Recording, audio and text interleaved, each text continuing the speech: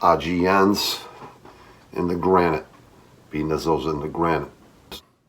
Here was some one of my tracks from a video I did back in 2011 off my second album, worldwide album, and right in my neighborhood where I used to slang fucking 2 for 5, 4 for 10, 6 for 15, 8, 9, 10 for 20, in case I had to re-up back in the 80s. You know, we were corner boys, you know what I mean? We sold a lot of pot, a lot of acid, mescaline, and this is in the 80s, early 80s, mid 80s, all the way up to the late 80s. Then we moved on to fucking, you know, bars and shit like that. I grew up in a dysfunctional family. I grew up with my mother, and I was born in Pittsburgh, and I was raised Quincy, Southwest Quincy, connected to Boston, the city, so we're both right there, and raised here all my life. I didn't meet my father till 30 years old, so I've had an anger problem my whole life. I ended up in DYS at age 13, age 15 again, and then they always said, "Oh, you're gonna go upstate, Bobby. You're gonna go upstate. You have a bad temper. You just, you know, you just don't listen to no one but yourself." And I always said to them, nah, I'll be all right, you know what I mean? I did know a lot. I still know a lot, so. But I was a violent kid, you know what I mean? Being an angry child all my life, you know what I mean? So my mother drank a lot, she fucking did drugs a lot, and it never really affected me. And it just manifested. 11 I've been smoking grass. It's always been for medical, to keep me calm, because I didn't want to fucking snap and drop people. Honestly, or stick to fucking jammy, you know what I mean? But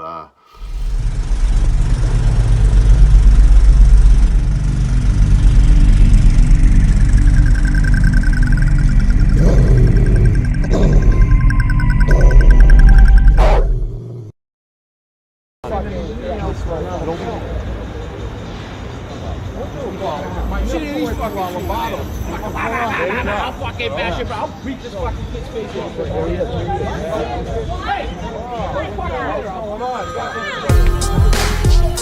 Fuck out of here. Follow him, Kim. Don't hurt. Follow him, Kim. Hello. Hey, Dickie. Beat the shit out of me again. I'm afraid of him. I don't know what he's gonna do next. Alright. I'm leaving now. Thank you. You wanna play around, you better pack a lunch. Then we're gonna lay them down in the back of trunks. I seen real men cry right before they die. They get buried in a place where the sun don't shine. You wanna play around, you better pack a lunch. Then we're gonna lay them down in the back of trunks. I seen real men cry right before they die. They get buried in a place where the sun don't shine. Check it, Nizzo skins, you surprised? Sick pup, street team and shit. Sick pup, sick fucks. Legit, legit, legit. I let the power and the realness drive me, son. I made one CD, you think I'm fucking done? No such luck, schmucks. If I was you, I'd duck. I'm about to let you have it, done. Run. Floor him, Nizzo, kick you in the chest with my mid-cut Adidas forms. You don't wanna be here when I'm done. Overcome. The slums where I come from. Get gaudy respect. I'm a veteran of this street game hustle. On the mic, I breed of shame. I got the muscle. Lame, tame. The beast they call Nizzo. Gonna be problems and you don't solve them. Toe tag shit evolving. I say that's a problem. You wanna play around, you better pack a lunch. Then we're gonna lay them down in the back of trunks. I seen real men cry right before they die. They get buried in a place where the sun don't shine. You wanna play around, you better pack a lunch. Then we're gonna lay them down in the back of trunks. I seen real men cry right before they die. They get buried in a place where the sun don't shine. I know these cats is hating, I know that they be waiting. I see they want the lettuce, doggy, bringing home the bacon. I'm giving doctors patience, you think he's playing? We steady mobbing, you get drop popped in basements. Calling up the mason, some man a Harper style. Some been going a while and I'll leave them bodies piles. They talking jibber jabber, I'm Michael Jackson batter. A thriller in vanilla and I'm climbing up the ladder. When you doing good, yo, they coming out the wood. I know they think they can, I know they think they could. I got some baddest bitches, I got a yummy mistress. Ian Parrish making dough, strictly business. You strictly missing at the plate, you whipping. I'm on the hill, I'm that Cliff Lee pitching. So stop your little bitching before you end up missing. These pups congratulate, you pussies later hissing. You wanna play around, you better pack a lunch. Then we're gonna lay them down in the back of trunks. I seen seen real men cry right before they die and get buried in a place where the sun don't shine. You wanna play around, you better pack a lunch. Then we gonna lay them down in the back of trunks. I seen real men cry right before they die and get buried in a place where the sun don't shine.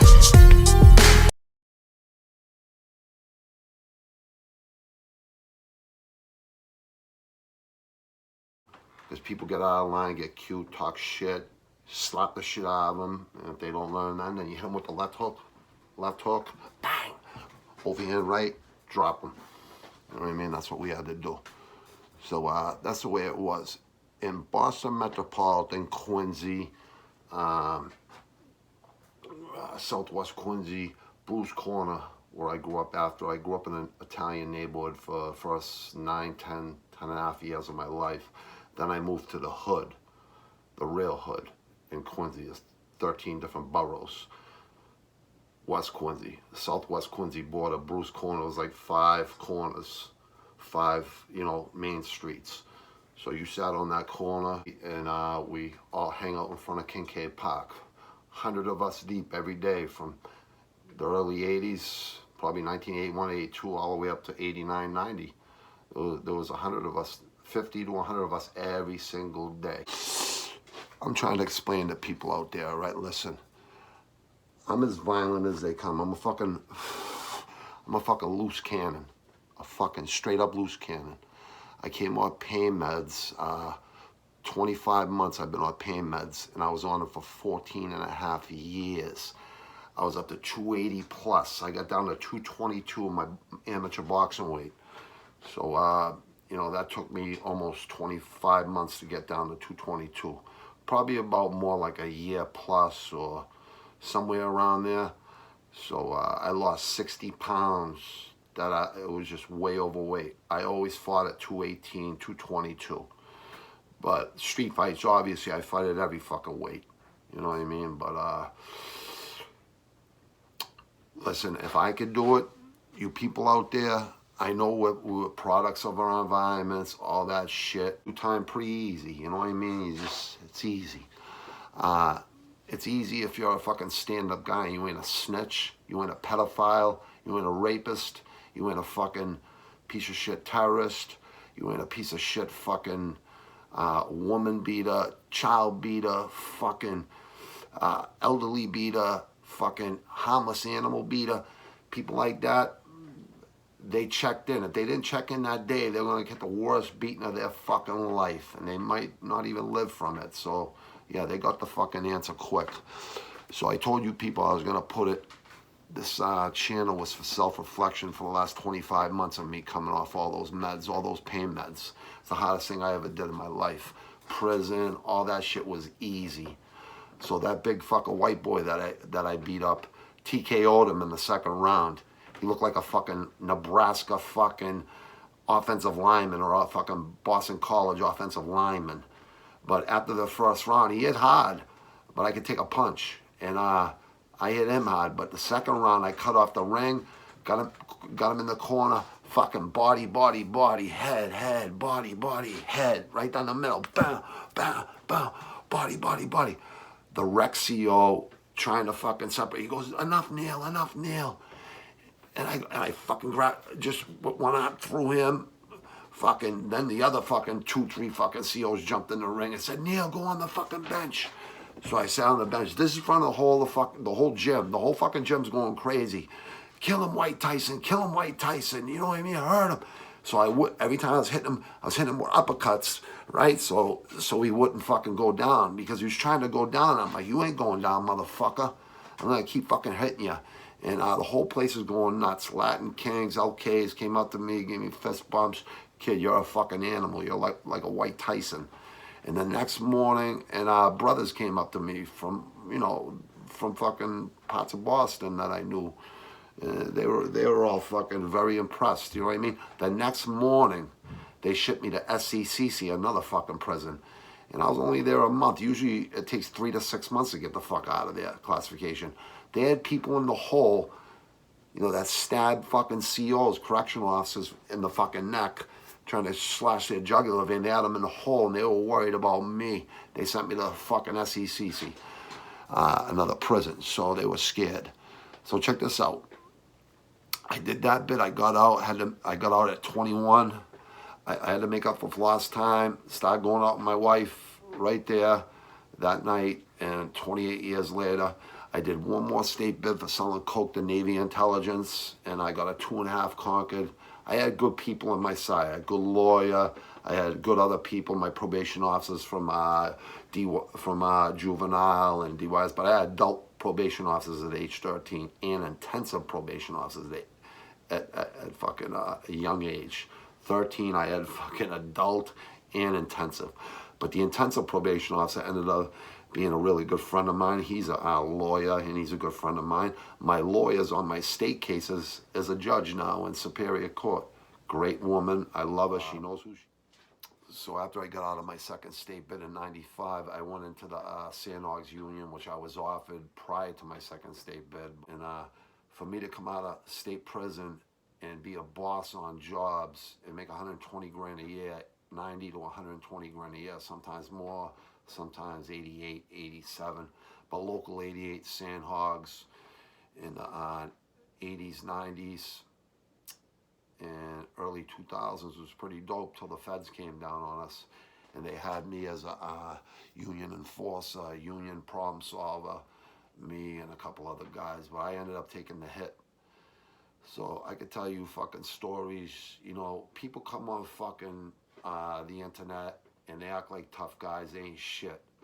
I know 80, fucking 70, fucking 60%. I'd say, I'm trying to be nice, I'd say about at least half of them ain't fucking shit.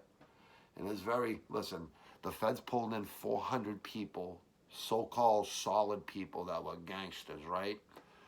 3 of us didn't rat. We told them to go fuck themselves, the feds.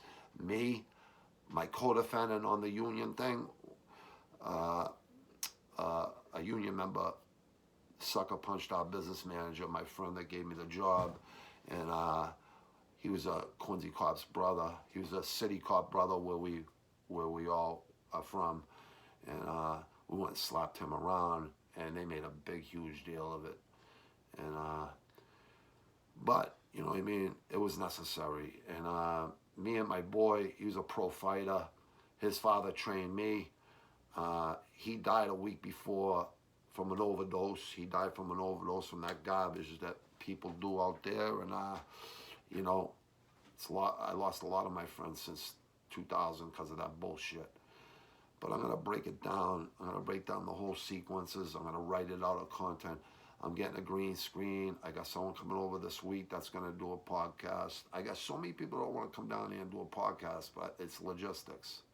So I can't just have anyone over here. You know what I mean? Once I get a studio within this year, sometime I get a studio, I'll just have anyone come in. It'll be a bunch of us talking shit, but we get deep into fucking real life shit. Because, you know, if you lived it, you have the experience, then you could talk about it. Anyone could talk shit. Talks cheap, but you can look my name up, Robert G. Neal III, Robert George Neal III. So you can see my record, and you can see what the feds think about me, the stadies think about me. And listen, I haven't been in trouble in 19 years. I haven't had a hangover since 2001, 19 plus years. I haven't had a hangover. I haven't went out to get drunk. I could have a drink, no problem.